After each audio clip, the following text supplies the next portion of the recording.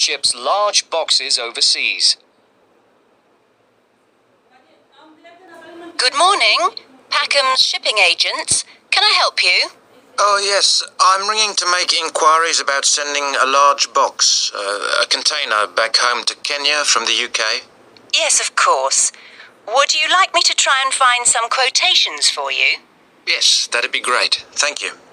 Well, first of all, I need a few details from you. Fine. Can I take your name? It's Jacob Mkere. Can you spell your surname, please? Yes, it's Mkere. Is that M for mother? Yes. Thank you. And you say that you will be sending the box to Kenya? That's right. And where would you like the box picked up from? From college, if possible. Yes, of course. I'll take down the address now. It's Westall College. Is that Westall?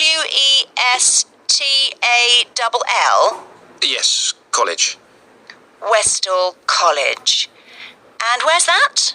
It's Downlands Road in Bristol. Oh, yes, I know it. And the postcode? It's BS8 9PU. Right. And I need to know the size. Yes, I've measured it carefully and it's 1.5 meters long. Right. 0.75 meters wide. Okay.